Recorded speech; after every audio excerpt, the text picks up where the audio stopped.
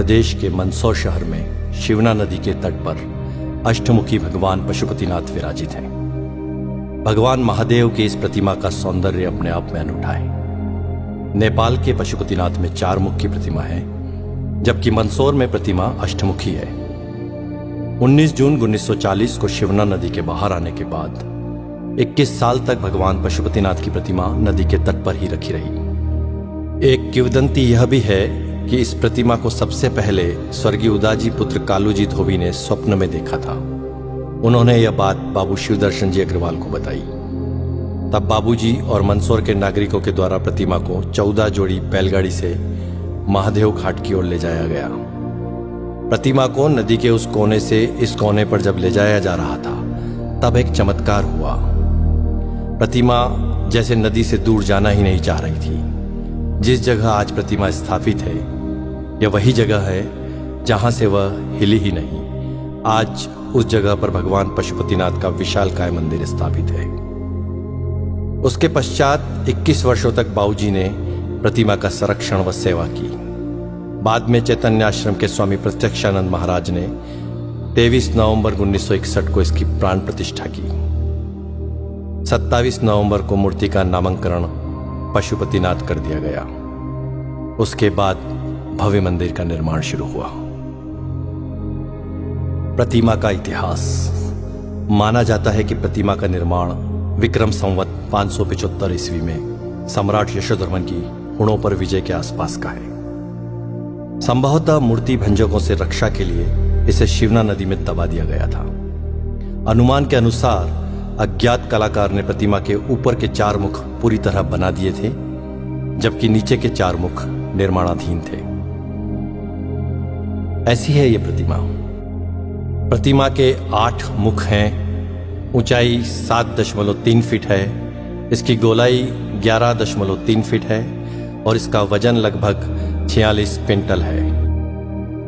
प्रतिमा के 8 मुखों का नामकरण भगवान शिव के अष्ट तत्व के अनुसार है। हर मुख के भाव व जीवन काल भी अलग अलग हैं। शर्व, भव, रुद्र, उग्र, भीम, पशुपति, ईशान और अंत में महादेव। यही अष्टमूर्तियां पृथ्वी, जल, अग्नि, वायु, आकाश, यजमान सूर्य और चंद्रमा को अधिष्ठित किए हुए हैं। भगवान पशुपतिनाथ महादेव का पूर्व मुख। पूर्व मुख जीवन की बाल्यावस्था का प्रतीक है। घुंघराले बाल, मोर पंख धारण किए, नाग नागिन का जोड़ा, कुंडल के रूप में भुजंगमाला पहने शिव एक बालक के समान लगते हैं, एक दिव्य बालक के समान। पूर्वामुखी यह मुख पूर्णतः शांत एवं आत्माराम सा लगता है। ऐसा प्रतीत होता है मानो भगवान शिव योगेश्वर के रूप में ब्रह्मा में लीन होकर समाधि अवस्था में संपूर्ण विश्व को स्वयं में देख रहे हो। शांत मुद्रा में ध्यानस्थ भगवान शिव के सिर पर जटाओं की ग्रंथि मालाएं हैं। गले की माला में जहां पुष्प है, वहीं 2 सर्पों की माला भी इस कलात्मक ढंग से सुशोभित है। ये दोनों कर्णाभूषण के रूप में कानों में लटकते हुए कुंडलों में से निकलकर अपने फनों को ऊपर उठाए हुए हैं। इस प्रकार ये दोनों कण समाधि अवस्था में लीन साधक की निश्चलता, दृढ़ता और तत्परता के हेतु 2 सजग प्रहरी के रूप में प्रतीत होते हैं। बड़ा अद्भुत है यह रूप भगवान पशुपतिनाथ का।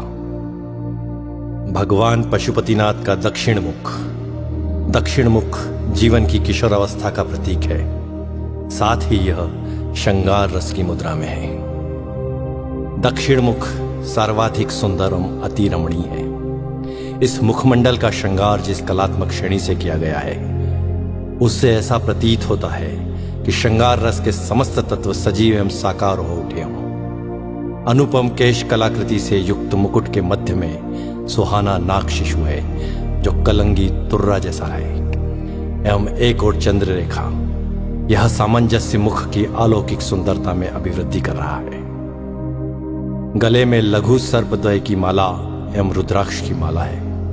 कानों में कमनी कुंडल हैं, नेत्रों में रस भरी मादकता है तथा मुख मुद्रा में मंद मंद मुस्कान है। ऐसा लगता है मानो कुमार संभववर अपनी विवाह यात्रा पर चलते समय अपनी श्रृंगार लक्ष्मी की आत्ममोहिनी छवि को स्वयं में वो मुग्ध होकर रसमय हो रहे हैं। ऐसा है भगवान पशुपतिनाथ का दक्षिण मुख। भगवान पशुपतिनाथ का पश्चिम मुख जीवन की प्रौढ़ावस्था को दर्शित करता है। यह मुख महादेव जी का रौद्र रूप भी है। अधरोष्टम नेत्र खुले हैं, मुख वक्र है, पोहें चढ़ी हैं, जटाजूट का अभाव है। सर्पों के साथ केश ग्रंथित हैं, गले में कनेर व आंकड़े के पुष्प की माला है। तप में बाधा डालने वाले कामदेव पर महादेव को इतना क्रोध है कि उनको यहां देख पाना भी कठिन है। तृतीय नेत्र खुला है जिसमें से आंख की लपटें निकल रही हैं। अंगारे के समान धधकते तृतीय नेत्र का तप मुखमंडल पर छाया हुआ है। द्विसर्प के मध्य ओम अंकित है जो भगवान शिव का शिवत्व सूचक है। रौद्र, भयानक एवं वीर, इन तीनों रसों की व्यंजना इस प्रलयकारी रूप से स्पष्ट है। ऐसा है भगवान रुद्र का यह रौद्र रूप। भगवान पशुपतिनाथ का उत्तर मुख जीवन की वृद्धावस्था का प्रतीक है। साथ ही यह हास्य और आनंद की मुद्रा में भी है। कपोल फूल है, जटाजूट प्रसाधन दर्शनीय है, गले में छोटे व बड़े मणियों की माला है। विशाल जटाजूट स्वतः ही श्रृंगार रूप में है।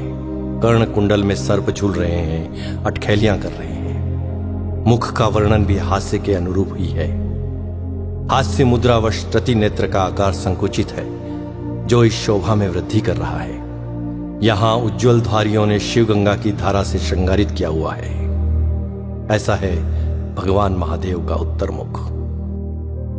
एक और जहां प्रतिमा के चार मुख जीवन की चार अवस्था बाल्या, किशोर, प्रौढ़ और वृद्धावस्था को दर्शाते हैं, वहीं दूसरी ओर जीवन की चार व्यवस्थाएं धर्म, अर्थ, काम, मोक्ष को भी परिलक्षित करती है।